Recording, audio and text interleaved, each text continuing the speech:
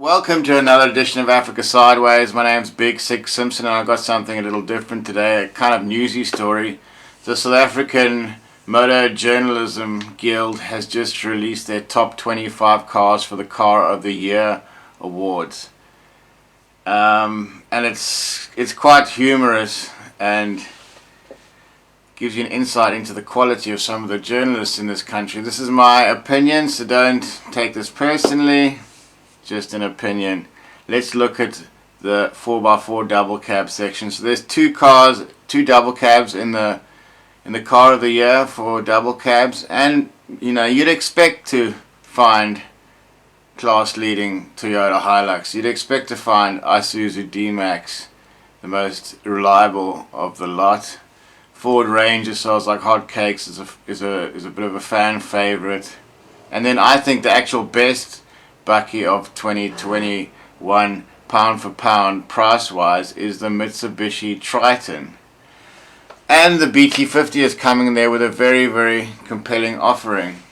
But no, we have the Peugeot Landtrek #1 and the Nissan Navara 2, which I find very, very interesting because the Navara has never really been known for its reliability. Sure, the new one is quite good on the eye, but under the skin there's a fair amount of Renault there who aren't really known as major bakkie manufacturers. I think the engine is a Renault made in partnership with Nissan, but doesn't have the best payload capacity and gets a bit of a roasting over in Australia.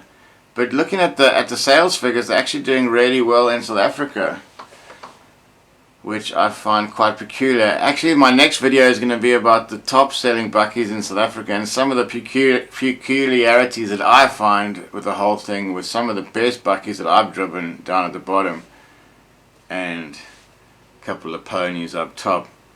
So you got your Peugeot Landtrek. Peugeot are a French car that aren't known for their they're not known for their off-road prowess. One second, let me pull up the sales figures. Okay, ladies and gentlemen, so if we look at our sales figures, the Peugeot Landtrek has sold 107 in total Q4, and monthly it's selling 36. And it's quite a way down the leaderboard. And the Nissan Navara is actually in 5th position in South Africa. In Q4 of last year they sold 1,744, and monthly they sold 581. Put into perspective, Hilux was 7,454, and in monthly 2,485. With the Isuzu D-Max coming in second, which I think are the two best bakkies. So let's just get straight into this whole pricing thing while we're at it. I mean, sales, let's just get into the whole sales thing while we're at it. Your top three selling bakkies are Toyota Hilux, D-Max and the Ranger, with the P-Series coming in at 4th. Very, very surprising. And the Navara, top 5.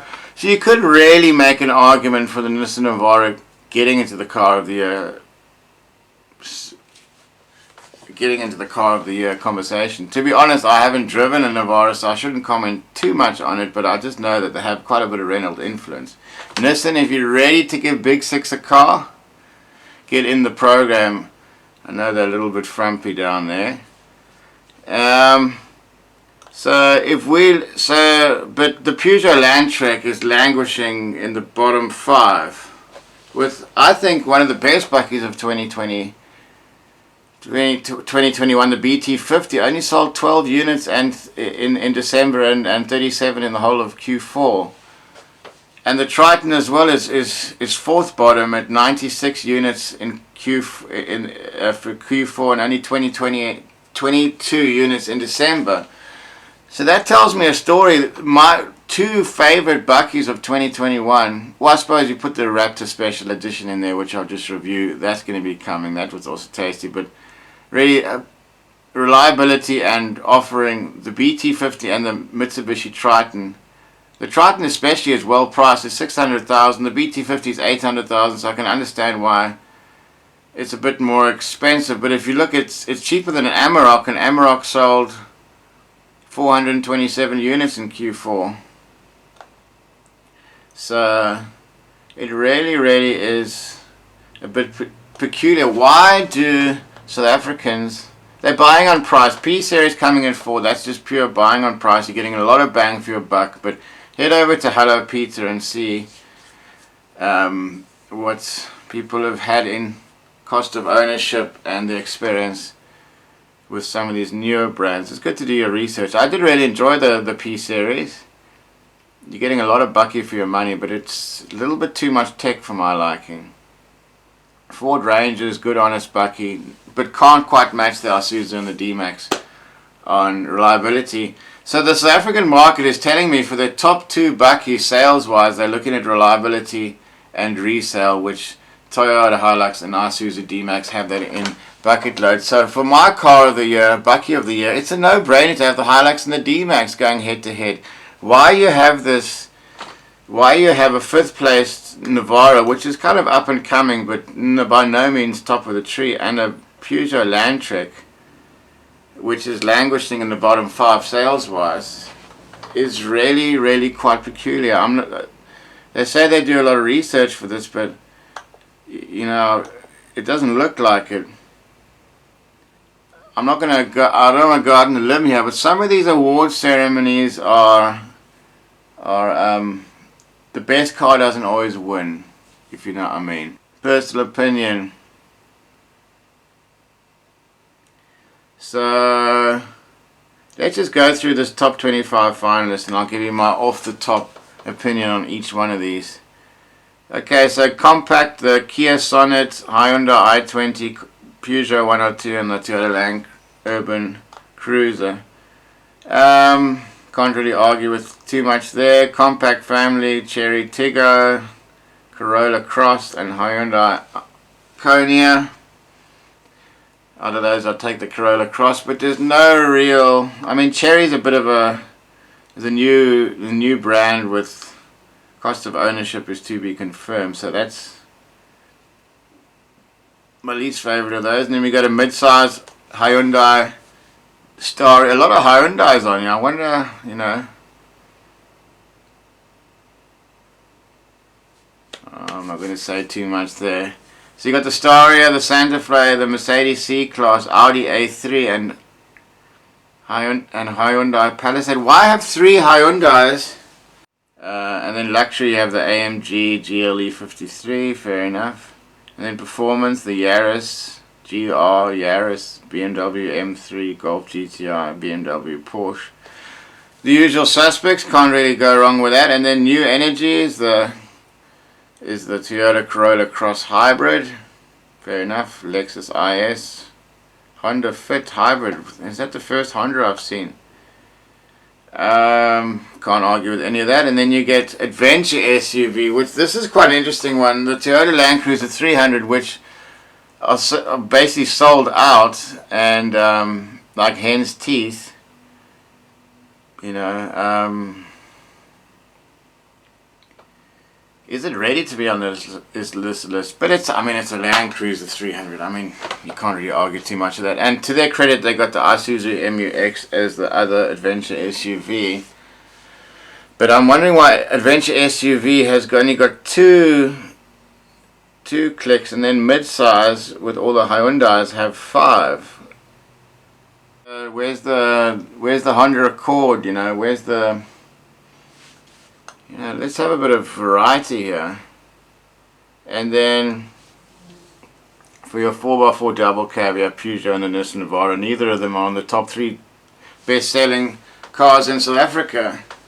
So you tell me how these things are coming to bear. If it was up to me, I would have adventure SUV. I think the 300 series is not, I mean, I don't even have to have stock with that. I would put adventure SUV of the year. I would have it a 3-way between the Isuzu MU-X and the Peugeot Sport, and that's a tricky one. Well, there's only 2 slots, so we'll just keep it at that, the Peugeot and the Isuzu MU-X. My bakkies of the year would be the Toyota Hilux and the Isuzu D-Max, with the Triton getting a special mention. And then